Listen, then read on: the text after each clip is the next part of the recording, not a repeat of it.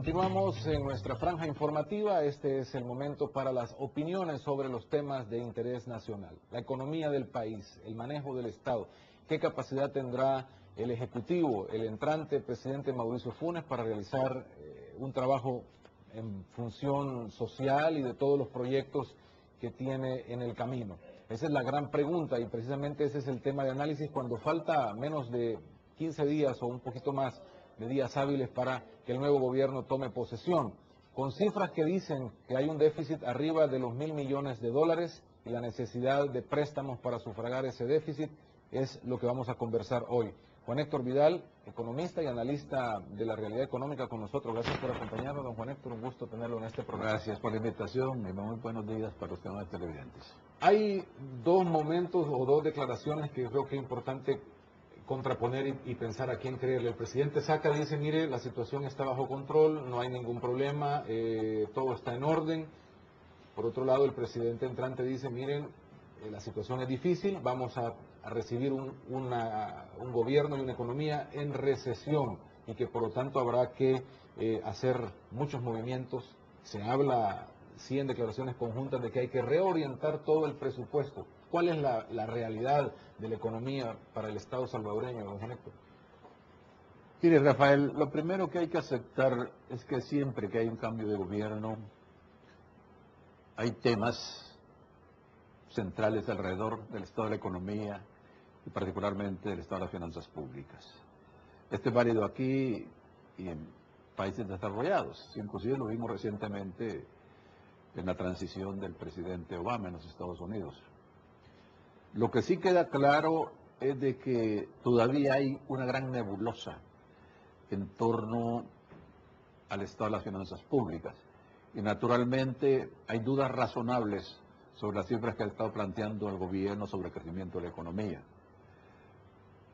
En el medio están las opiniones de organismos internacionales que están en una actividad, yo diría, interesante, a veces con connotaciones de febril, tratando de ayudar en la transición para ver cómo El Salvador pasa de un gobierno que ha estado en el poder durante 20 años, de corte, digamos, conservador, por no decir de derecha, a uno donde estamos en el otro extremo, o por lo menos algunas expresiones de la línea ortodoxa del frente, aunque yo personalmente pienso que el presidente electo trata de distanciarse un poco de esa línea, especialmente la condición política.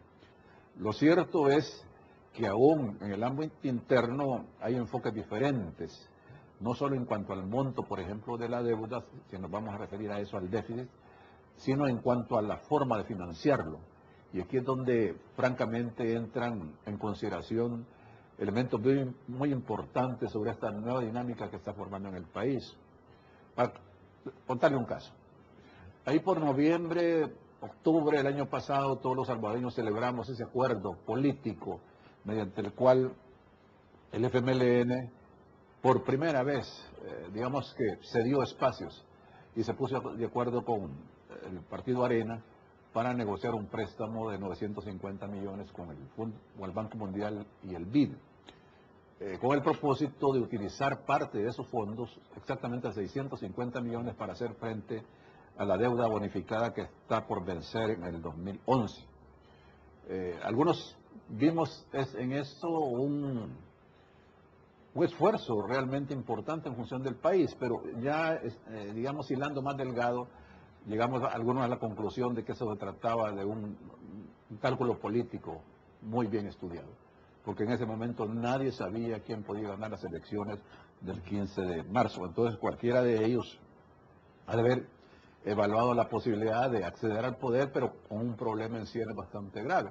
Hoy lo que se está hablando, digamos a 4 o 5 meses después, de que es tan delicada la situación fiscal, que ya algunas instituciones y algunos dirigentes del FMLN están hablando de renegociar la deuda. Es muy distinto de redireccionar los préstamos que ya están vigentes. Y dentro del primer criterio, pues entraría allí el ya no pagar la deuda que se vence en el 2011, sino que rescalonarla totalmente, es decir, lanzarla a más largo plazo, lo cual dice mucho de la situación fiscal bastante precaria que por lo menos en la perspectiva el FMLN puede estar presente. Entendíamos en la publicación de estos días sobre esos 650 millones que la posibilidad es o pagar los eurobonos o dedicarlo al gasto corriente del Estado. ¿Es eso?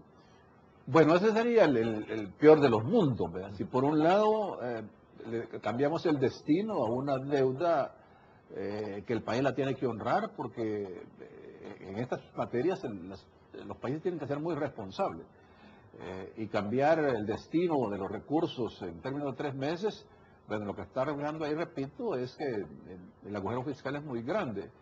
Pero lo grave sería que esos recursos se los utilizáramos para gasto corriente. Quiere decir que los impuestos que pagamos, los que cumplimos con nuestras obligaciones tributarias, y aquellos otros ingresos a los que puede acceder el gobierno con venta de activos, rendimiento de sus inversiones financieras, etcétera, pues ya no alcanzan y nos estaríamos virtualmente endeudando para pagar gasto corriente. Es como que usted vendiera su casa para irse de paseo o vendiera su automóvil, que puede prescindir de eso para hacer la fiesta de 15 años. Pero según los datos eso es lo que estaría pasando, es decir, el Estado para su presupuesto, y cuando se habla de reordenarlo, precisamente el presupuesto de 2009 que fue aprobado a finales del año pasado, quiere decir que no tenemos la plata para la operación del Estado. Es así la situación cuando también el Banco Central dice que la recaudación de IVA entre enero y febrero cayó 21%. Bueno, hay varios elementos de por medio. Aquí nunca ha habido una correlación estrecha, porque las elasticidades no son, como lo plantean algunos, entre el crecimiento de la economía y la recaudación fiscal. De entrada, hay un elemento de evasión o defraudación en el amplio sentido del término, donde va evasión, elusión, contrabando, los 3 conceptos que se utilizan acá. Las cifras de crecimiento económico nada tienen que ver, es decir, las que se plantearon cuando se formuló y aprobó el presupuesto, nada tienen que ver con las cifras que están manejando de la economía, y en que no haya una correlación muy estrecha entre impuestos y crecimiento del PIB, bueno, una reducción en vez de un crecimiento en el Producto Interno Bruto indudablemente ocasiona una reducción automática en los ingresos fiscales, ¿no? Ese es un tema.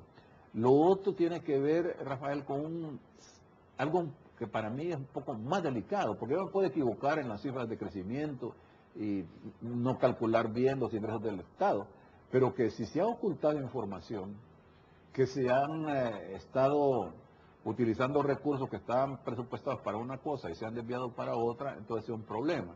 Y no necesariamente tiene que ver una figura delictiva. Uno puede cuestionar, digamos, un acto administrativo mal llevado a cabo, pero no necesariamente implica que hay fraude, defraudación fiscal. Pero, por ejemplo, todos los salvadoreños, los capitalinos, somos testigos, por ejemplo, de esa obra de la Diego de Holguín. Está detenida. Eso es realmente triste ver esa obra. Y yo consultaba con unos amigos entendidos en la materia hace unos días, de que esa obra comenzó con muchos problemas porque significó invadir autoridades, municipios y todo eso, descuajar bosques preciosos, pero el costo de la obra, que comenzó con 12 millones, terminarla implicaría llegar a una cifra de 40 millones aproximadamente. Esto es terrible. Y no hay nada ahí. Lo que puede haber es malas negociaciones, compromisos incumplidos de parte de las partes contratantes, valga la redundancia, y una serie de problemas ahí, digamos, de tipo administrativo operativo. Pero también es evidente que, viendo las finanzas públicas en su totalidad, aquí seguimos viendo desperdicios de recursos. Eso creo yo que no se puede tolerar en una sociedad, en un país donde tiene una situación fiscal y económica en general bastante complicada. Yo le puedo poner un caso, siempre lo traigo al centro del debate. Yo, cuando hablo de austeridad, por supuesto que uno valora las actividades que realiza el primer órgano del Estado, la Corte Suprema de Justicia, las obras del gobierno central, pero francamente los recursos que se gastan son en propaganda. Yo sé que tiene eso impacto en los medios, ¿verdad? Porque los medios también de eso se nutren los ingresos, pero realmente deberíamos de empezar a justificar con seriedad la canalización de los Pero precisamente por eso